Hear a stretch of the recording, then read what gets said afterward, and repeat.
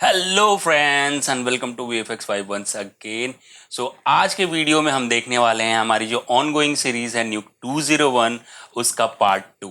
सो इस वीडियो में हम देखेंगे कि किस तरीके से कैमराज एंड लेंसेज बहुत इंपॉर्टेंट रोल प्ले करते हैं हमारे VFX पाइपलाइन में या VFX के जो फिल्म्स बनते हैं उसमें। साथ के साथ we will be witnessing the crop sensor camera and full sensor camera का क्या प्रोसीजर होता है, किस तरीके से उसके फुटेजेस को हम लोग डील करते हैं, और साथ के साथ हम देखेंगे लेंस डिस्टॉर्शन के कितने तरीके होते हैं और रोलिंग शटर क्या होता है। और at the end we are going to see the 3D camera tracking, जो इस सारे इंफॉर्मेशन को यूज करके हम किस तरीके से 3D कैमरा ट्रैकिंग करेंगे और उनको यूज करने से हमें किन किन चीजों का प्रॉफिट होगा। So without any delay, let's get started.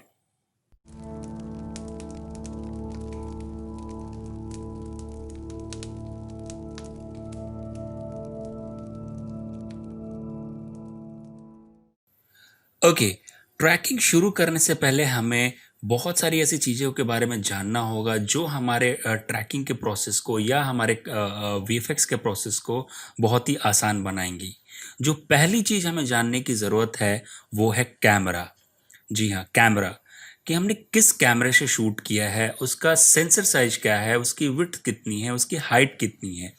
और ये इंफॉर्मेशन बहुत ही इम्पॉर्टेंट होती है किसी भी VFX पाइपलाइन को या किसी भी शॉट को शूट करने से पहले, क्योंकि हमें बाद में उसको ट्रैक भी करना पड़ता है। और ट्रैकिंग के जो टूल्स होते हैं उनको इन्फॉर्मेशन हम जितनी प्रोवाइड करेंगे उतनी अच्छी ट्रैकिंग हमारी होगी।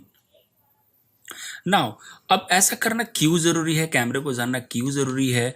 वो इसलिए क्योंकि हिस्ट्री में अगर हम जाएं तो जब हम रोल पे शूट करते थे, फिल्म रोल पे शूट करते थे, तब मोस्टली रोल जो होते थे वो उसका साइज़ 35 mm का होता था। मतलब हम 35 mm पे शूट करते थे, राइट?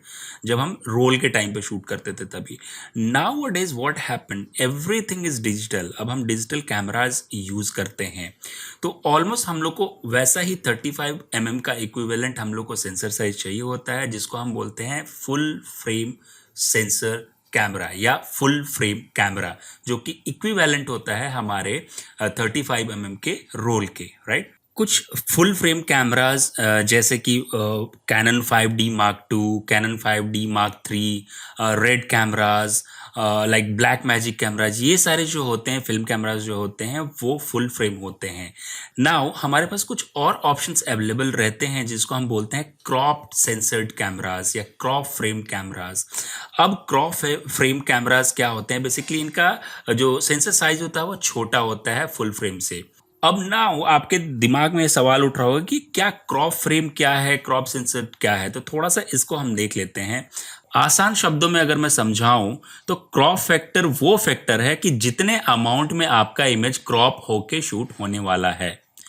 अब बात करते हैं मेरे पास जो कैमरा है जिससे मैंने शूट किया है वो बेसिकली निकॉन D70-200 कैमरा है, और उसका क्रॉप फैक्टर हम आने वाले टाइम में देखेंगे कि उसको किस तरीके से क्रॉप फैक्टर उसका कैलकुलेट करते हैं। तो ये फुटेज क्रॉप फ्रेम कैमरा पे शूट किया है हुआ है, एंड विल सी किस तरीके से इसमें आगे हम प्रोसीड करते हैं।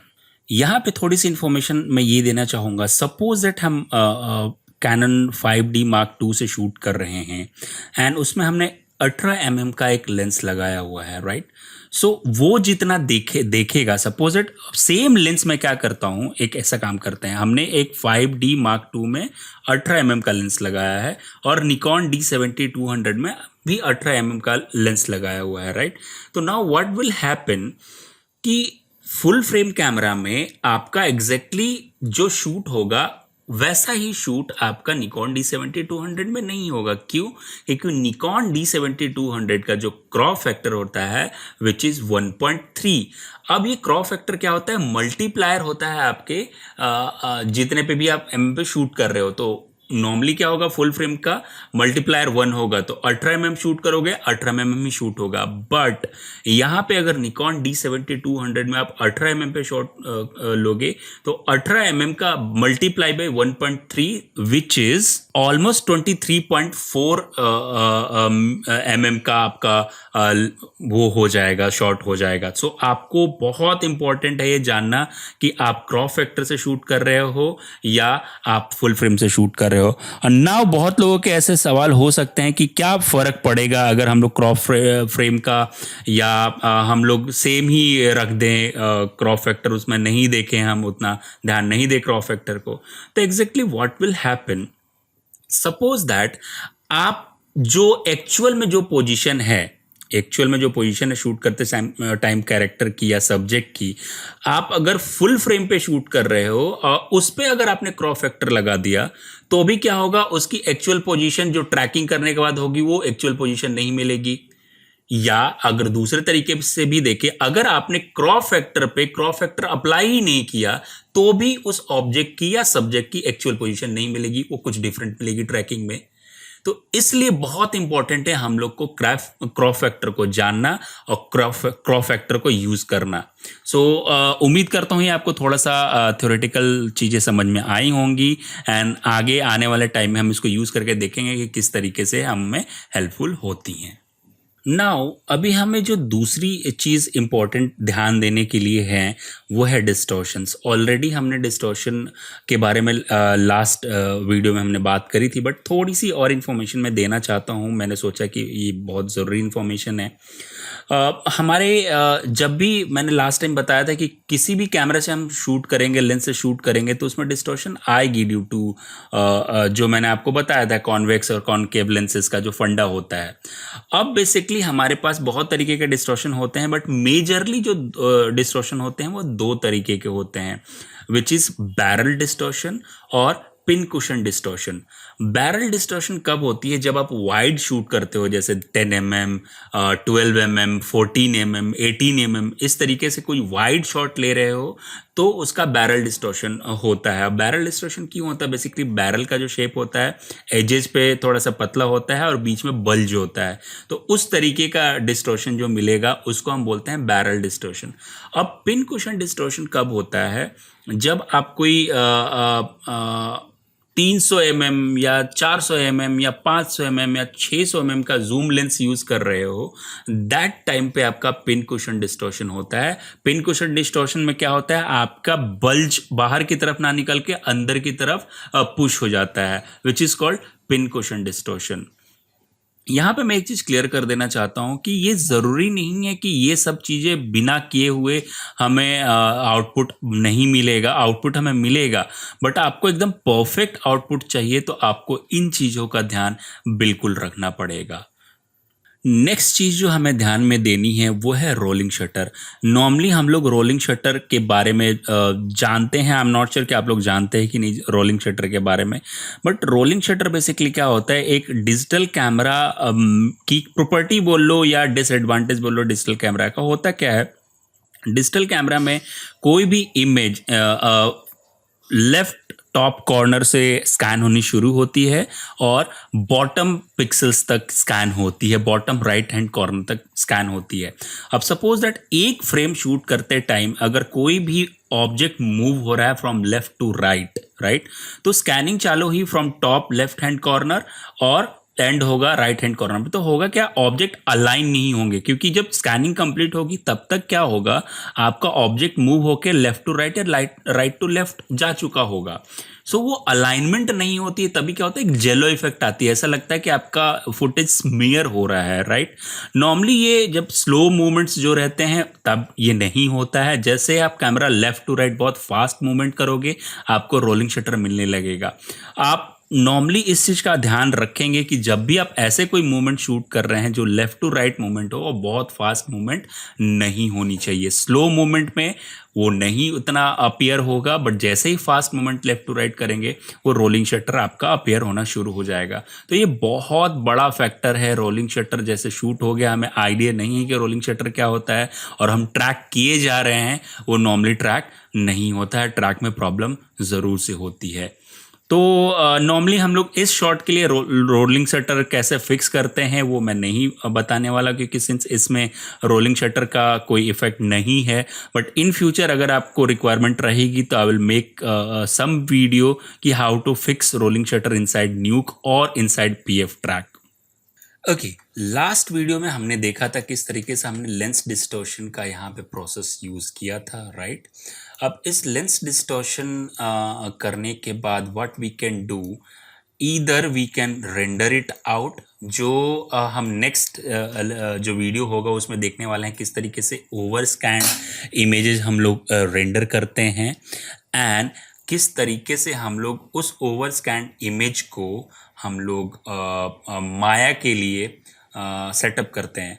या एक काम करते हैं, इसमें हम लोग रेंडर कर लेते हैं नॉर्मल तरीके से, कोई इशू नहीं है इसको रेंडर करने में, बेसिकली कोई रॉकेट साइंस नहीं है। नॉर्मली मैं लेंस डिस्टॉर्शन के बाद राइट नोड लगा देता हूँ, और जहाँ पे मुझे सेव करना है, जैसे यहाँ पे मैंने डीनोइज रेंडर किया था यहाँ पे, सो फिलहाल मैं डीनोइज सीक्वेंस है यहाँ पे, और न्यू पार्ट इसमें जाता हूँ, I can say UD undistorted scan, कुछ ऐसा फोल्डर बना देता हूँ, एंड इसमें दे देता हूँ मैं UD _ 1234.TGA, क्योंकि हम TGA फॉर्मेट फॉलो कर रहे हैं, राइट। सिंपल मैं रेंडर करना बता रहा हूँ आपको, रेंडर करने में कोई दिक्कत नहीं है, आप ऐसे रेंडर कर सकते हैं। आप बोलोगे यहाँ पे तो कोई फ़ायदा ही नहीं हो, आप सेम ही रेंडर कर रहे हैं। और नेक्स्ट वीडियो हम सारी चीज़ें डिटेल में देखेंगे कि किस तरीके से ओवर स्कैंड इमेजेस बहुत इंपॉर्टेंट होती है हमारे लिए, राइट। सो यहाँ से जाएंगे, यहाँ पे रेंडर क्लिक कर देते हैं, एक चीज़ और कर देंगे, compression none, and render will be 0 to 88, hit OK, and I'll come back when it's done. Okay, now ये हमारा रेंडर हो गया है। अब हम रेंडर को इंपोर्ट कर लेंगे। आप राइट नोड को सिलेक्ट करें, कीबोर्ड में R हिट करें और डायरेक्टली ओपन कर ले, तो ये ऐसे भी ओपन हो जाएगा। नाउ हमारे पास अब डीनोइज्ड किया हुआ फुटेज और डिस्टॉर्ट किया हुआ, अनडिस्टॉर्ट किया हुआ फुटेज हमारे पास यहाँ पे अवेलेबल है, right. Now what we have to do, we have to track it, right. अब क्या करेंगे, हम टाइप करेंगे कैमरा ट्रैकर, राइट।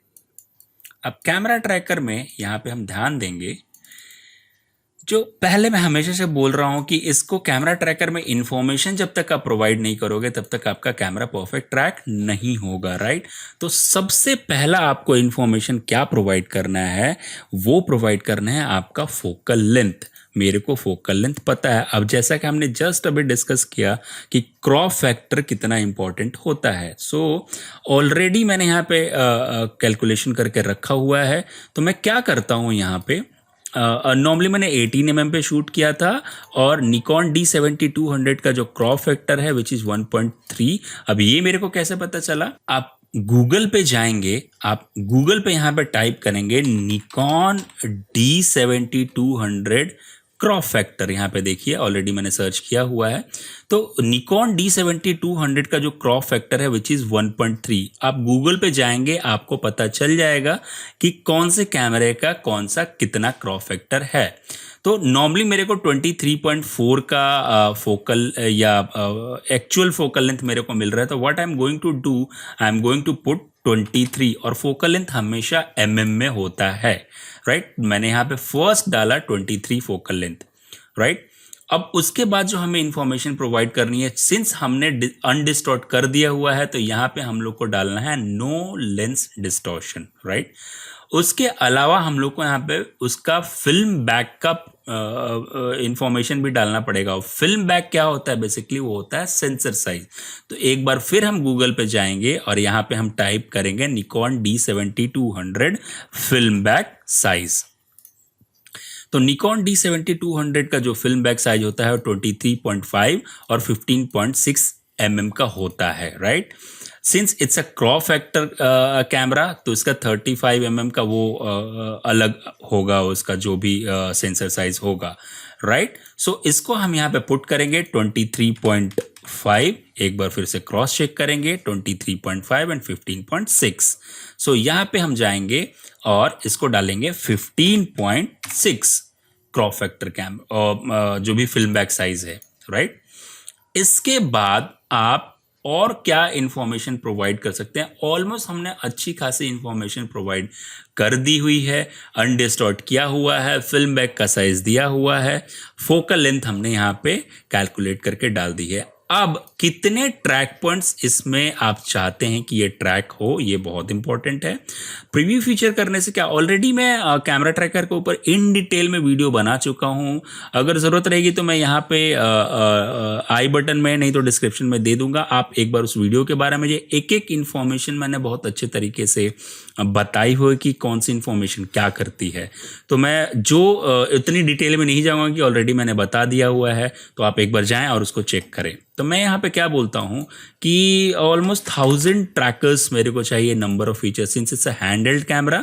तो मेरे को कोई ऐसा नहीं चाहिए कि अगर आप चाहें, एक चीज़ और मैं बताऊँ यहाँ पे, अगर आप चाहें तो आप यहाँ पे थोड़ा सा इसमें कंट्रास्ट बिल्ड कर सकते हैं। जैसे आप थोड़ा गामा डाउन कर दिया, थोड़ा सा गेन अप कर दिया, थोड़ा सा कंट्रास्ट बिल्ड कर सकते हैं आप चाहें तो अपने ट्रैकिंग के लिए। अगर आपको परफेक्ट ट्रैक के वो नहीं पॉइंट्स मिल रहे हैं तो you can do easily, right. तो वो कोई इशू नहीं है, आप यहाँ पे ऐसा कर सकते हैं। बट मेरे को ज़रूरत नहीं लग रही तो मैं नहीं करूँगा। आपको लगता है कि थोड़ा सा इंफॉर्मेशन अप करनी चाहिए तो you can do easily, it's totally up to you, right. Now थोड़ा सा मैं फीचर सेपरेशन, मतलब दो फीचर्स के बीच में डिस्टेंस कितनी रहेगी वो मैंने चेंज किया, बाकी कुछ भी चेंज नहीं करता मैं।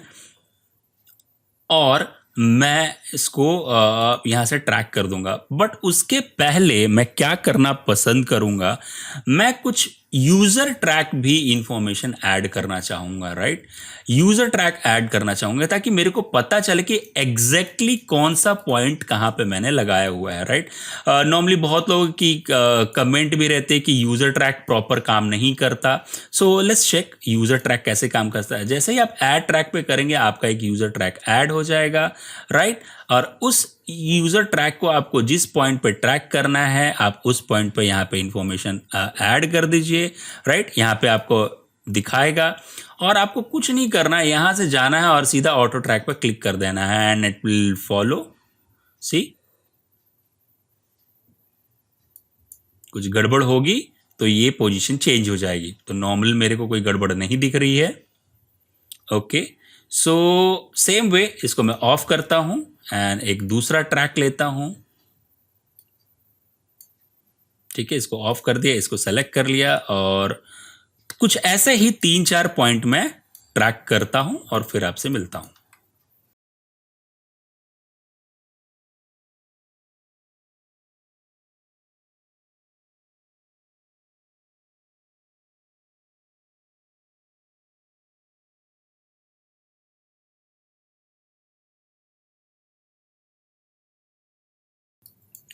ओके, तो यहाँ पे मैंने कुछ 4-5 ट्रैकर्स ट्रैक कर लिए हैं। आप एक चीज़ का ध्यान रखें, जब भी आप मल्टीपल ट्रैकर्स ले रहे हैं तो जो ट्रैकर सेलेक्ट करेंगे वही ट्रैकर मतलब ट्रैक होगा, राइट। तो इस चीज़ का ध्यान, आप चाहें तो कुछ और पॉइंट्स भी ऐड ट्रैक कर सकते हैं, it's totally up to you. So फिलहाल मैं इतने ही पॉइंट से खुश हूँ। Now I can go to settings and now I can check preview trackers and now camera track में जाएंगे और सबको एक साथ और ट्रैक कर देंगे यहाँ से। And now I'll come back when it's done. Okay, now tracking has been done.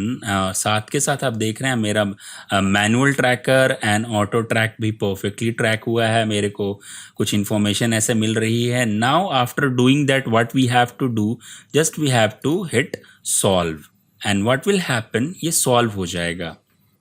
Now solve होने के बाद what I am getting some green one, some red one and some orange one. तो basically क्या है, ये जो red one है वो बैड ट्रैकर्स हैं, जो ऑरेंज वन है जिन्होंने ट्रैकिंग में और सॉल्विंग में पार्टिसिपेट नहीं किया है, और जो ग्रीन वाले हैं वो परफेक्ट ट्रैक्स हैं। So right now what I am going to do to click on max track, max error and error max. तो बेसिकली आपको क्या ध्यान में देना है, ऑलरेडी हम डिस्कस कर चुके हैं बहुत बार। ये सॉल्व एरर की वैल्यू 1 से नीचे रहनी चाहिए, जितनी 1 से नीचे रहेगी उतना हमारे लिए ज़्यादा अच्छा है। तो right now what I am going to do, just hit delete rejected, जो भी रेड ट्रैकर्स हैं वो चले जाएंगे एंड डिलीट अनसॉल्व्ड। जो भी अनसॉल्व्ड होगा वो चला जाएगा। और right now what I can do, I can select both of three, all of three and just hit refine solve.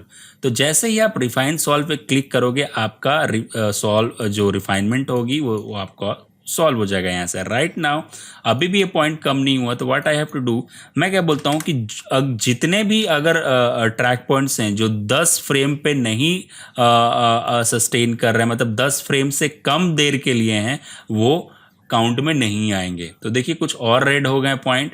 And now इसको बोलता हूँ मैं कि it should be something like 3 and something like 6। तो मल्टीपल बहुत सारे track points आपको red दिखने लगे होंगे। Now we can hit delete rejected and delete unsolved and then once again will click refine solve. Right, so देखिए आपका ये 1.8 पे आ गया है। Right now again we can go to 2 and already मैं बता चुका हूँ ये क्या काम करता है। आप वो 3D कैमरा ट्रैकिंग की वीडियोस में जाएंगे आपको पता चलेगा।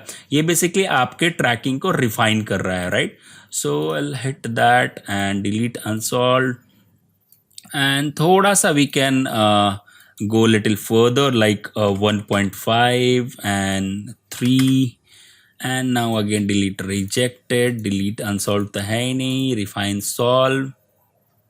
तो almost I am getting pretty decent amount of solve error and per frame error भी आपका कम है।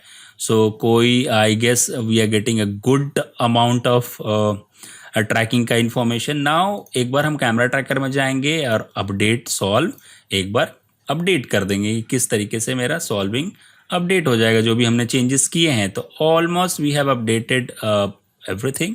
सो कुछ और ट्रैकर्स मेरे को मिल गए हैं जो कि अनसॉल्व्ड हैं, तो हम उनको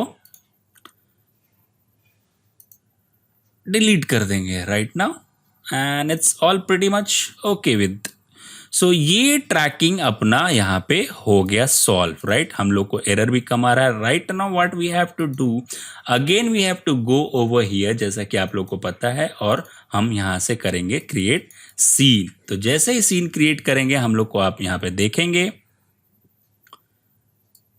कि हम लोग को यहाँ पे पॉइंट क्लाउड्स कैमरा और सीन यहाँ पे मिल रहा है। राइट, यहाँ पे देखिए।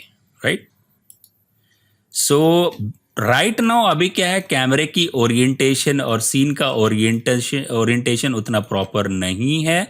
सो हम लोग को ओरिएंटेशन फिक्स करना होगा। ऑलरेडी आप लोग को पता है कि ओरिएंटेशन फिक्स करने के लिए मैं क्या करता हूँ, कैमरा ट्रैकर में जाते हैं, यहाँ पे सीन का एक टैब होता है और हम यहाँ पे जाएंगे आपके साइड व्यू में। अब साइड व्यू में जाके आप देखिए ऑब्वियस ये वाले जो पॉइंट्स हैं वो आपके ग्राउंड पे रहने चाहिए। राइट, सो यहाँ पे ट्रांसलेट वाई है, मैं ट्रांसलेट वाई में इसको ऊपर लूँगा and I try to line up a little bit. ये पॉइंट्स को मैं लाइन अप करने की कोशिश करता हूँ जो ग्राउंड पे मेरे को समझ में आ रहा है। Then I can go to front. Front से भी ऑलमोस्ट मेरे को ठीक लग रहा है, बट थोड़ा सा मेरे को जेड में रोटेट करने की ज़रूरत पड़ेगी शायद, माइट भी इतनी। सो इतनी हम लोग जेड में रोटेट कर सकते हैं। Right, almost good. और एक बार हम टॉप व्यू में जाते हैं। टॉप व्यू में सी उसका शॉर्टकट होता है ना, वो ऑलमोस्ट मेरे को सारी चीज़ें परफेक्ट लग रही हैं lined up, but camera centre पे नहीं होनी चाहिए। कैमरा थोड़ा सा मैं क्या करता हूँ जेड में पीछे की तरफ मूव कर लेता हूँ, मतलब मेरा पॉइंट क्लाउड्स और जो सीन है वो ऑलमोस्ट ऐसा कर देता हूँ। ये ज़रूरी नहीं है करना, but you can do for better. वो अभी आप देखोगे तो क्या होगा, आपका कैमरा ग्राउंड के ऊपर है, आपके पॉइंट क्लाउड्स ग्राउंड के ऊपर हैं, ग्राउंड वाले पॉइंट क्लाउड्स आपके ऑलमोस्ट ग्राउंड पे अवेलेबल हैं। राइट, तो इस तरीके से आप अपने सीन को ओरिएंट भी कर सकते हो। मैनुअल करना मैं प्रीफर करता हूँ, आप जिस तरीके से करना चाहते हो आप उस तरीके से कर सकते हो। It's totally up to you. Now to check कि हमारी ट्रैकिंग परफेक्ट हुई है कि नहीं, what we can do, now we can take a node called model builder. We can take a node called model builder. Model builder में already मैं बता चुका हूँ, इसके ऊपर भी मैं एक वीडियो बना चुका हूँ, आप चाहें तो वो देख सकते हैं। मैं लिंक दे दूंगा आपका आई बटन में। तो इसमें कैमरे की इंफॉर्मेशन जाएगी, इसमें सोर्स की इंफॉर्मेशन जाएगी। Right, So let me arrange this thing. Files arrange करना बहुत इंपॉर्टेंट होता है, और यहाँ से मैं ग्रिड ऑफ कर देता हूँ, एंड यहाँ से कैमरा ऑन होना बहुत ज़रूरी है। मॉडल बिल्डर में जाके मैं क्या करता हूँ, शेप में सबसे पहले मैं क्रिएट करूँगा एक कार्ड 1 एंड जस्ट क्रिएट। और क्रिएट करने के बाद what I am going to do, just I am going to align this with my monitor screen, जो कि आपको देख के पता लग गया होगा कि इस मॉनिटर स्क्रीन पे कुछ तो हम रिप्लेस करने वाले हैं, right. So let me do that, right. और जैसा कि आप लोग को पता है कि एक फ्रेम पे एडजस्ट करने के बाद हम आगे वाले फ्रेम पे जाएंगे, किसी और फ्रेम पे एडजस्ट करेंगे तो पोजीशन एडजस्ट करेंगे, and something like that we can do, right. Right, now we can play and we can see कि ये परफेक्टली अलाइंड है हमारे उससे। थोड़ा सा मेरे को लग रहा है कि एंड में जाके स्लाइड हो रहा था। What I can do, I can again fix that thing. थोड़ा सा आपको ट्वीक करना पड़ेगा, इसमें कोई इशू नहीं है। नाउ आई कैन से कि it's aligning okay for me, it's not bad track. In fact थोड़ा सा और टाइम ट्रैक पे हम बिताएंगे तो ट्रैकिंग और अच्छी हो सकती है, but I am okay with the result. So for this what I am going to do, आप चाहें तो एक दो मॉडल और भी कर सकते हैं, जैसे इसको भी मॉडल कर सकते हैं, या इसका मॉडल करके चेक कर सकते हैं, या इसका मॉडल कर सकते हैं ताकि देखने के लिए। बट मेरे को लग रहा है कि it's all okay for me, it's ticking to the that thing, right. So pretty much I'm happy with the result. So just I'm going to model builder and I'm going to select this and I'm going to bake geometry, और मैं इसका scene में input देता हूँ, and इसमें एक texture डाल देते हैं जो कि है चेकर बोर्ड का, राइट। एंड चेकर बोर्ड में देखने के लिए हम लोग को, जैसा कि आपको पता है, आपको स्कैनलाइन रेंडर की ज़रूरत पड़ेगी। तो इसमें ये जाएगा, इसमें कैमरा जाएगा, and now we can see this thing, right. And we can just point clouds को हम यहाँ पे डिसेबल कर देंगे, और हम यहाँ पे एक मर्ज ले सकते हैं जो कि होगा फोरग्राउंड और ये होगा बैकग्राउंड, राइट। एंड एक बार हम क्रॉस चेक कर लेंगे, yes it's perfectly aligned, and let's play. It's looking pretty okay for me. It's all okay for me. सो इस तरीके से आप थोड़ा सा, मेरे को लग रहा है मेरे को ट्रैकिंग पे और ध्यान देने की ज़रूरत है, तो मैं ऑब्वियस मैं इसको ट्रैकिंग थोड़ा और फिक्स करूँगा, और मैं ट्रैकिंग फिक्स करने के बाद इसमें जैसे थोड़ा सा मेरे को लग रहा है कि यहाँ पे ट्रैकिंग फिक्स करने की ज़रूरत है। ऑल्दो ये प्रॉब्लम हो रही है एंटी अलाइजिंग की वजह से, ऑलरेडी मैं बता चुका हूँ। सो स्कैन लाइन में जाएंगे, और स्कैन लाइन में जाके हम यहाँ से मल्टी सैम्पल में जाके सैम्पल्स थोड़े से बढ़ा देंगे, तो अलाइजिंग वो प्रॉब्लम का सोल्यूशन मिल जाएगा। ऑलरेडी आप लोग को पता है ये चीज़, और इसमें मोशन ब्लर भी नहीं है तो वो भी चीज़ का, और यहाँ पे एंटी अलाइजिंग का यहाँ से ये भी चीज़ चेंज कर सकते हैं हम लोग, हाई कर सकते हैं, तो वो एजेस भी फिक्स हो जाएंगे। तो ऑलरेडी आप लोग को पता है, बट फिर भी मैं थोड़ा सा ट्रैकिंग पे काम करूँगा, और फिर ट्रैकिंग को फिक्स करने के बाद हम आगे की प्रोसीजर को देखेंगे। तो होपफुली आपको ये बहुत चीज़ें समझ में आई होंगी इसमें, कि किस तरीके से इम्पोर्टेंट होता है आपका 3D कैमरा ट्रैकिंग में, क्या क्या चीज़ें आपको इन्फॉर्मेशन होती हैं। थोड़ा सा मैंने डिटेल में बहुत ज़्यादा कैमरा ट्रैकिंग मेरे को ऐसा लग रहा है नहीं बताया, क्योंकि ऑलरेडी मैं एक वीडियो बना चुका हूँ, बहुत सारे वीडियोस बना चुका हूँ कैमरा ट्रैकिंग के ऊपर, तो इसलिए थोड़ा सा मैंने इसको फास्टली मूव किया। बट कैमरा ट्रैकिंग कम बताया है इसका, या डिटेल में नहीं बताया है, बट ऑलरेडी मैं बहुत बार वीडियो बना चुका हूँ। बट कैमरा ट्रैकिंग के पहले के क्या क्या प्रोसेस होते हैं वो जानना हमारे लिए बहुत ज़रूरी था, तो उस पर ज़्यादा मैंने फोकस किया हुआ है। सो नेक्स्ट वीडियो में हम देखने वाले हैं कि हम रेंडर कैसे करेंगे, ओवर स्कैन रेंडर क्या होते हैं, क्या क्या और प्रॉब्लम्स हो सकती हैं जब रीडिस्टॉर्ट करेंगे तो, और उसको किस तरीके से फिक्स किया जा सकता है। तो उम्मीद करता हूं आज का वीडियो आपको ये बहुत अच्छा लगा होगा। अगर आपको अच्छा लगा है तो वीडियो लाइक करें, शेयर ज़्यादा से ज़्यादा करें, और आप अगर नए हैं और आपने अभी तक चैनल को सब्सक्राइब नहीं किया है तो प्लीज़ चैनल को सब्सक्राइब करना ना भूलें। और जाते जाते एंड में मेरे सभी पैट्रियन सपोर्टर को थैंक्स वंस अगेन।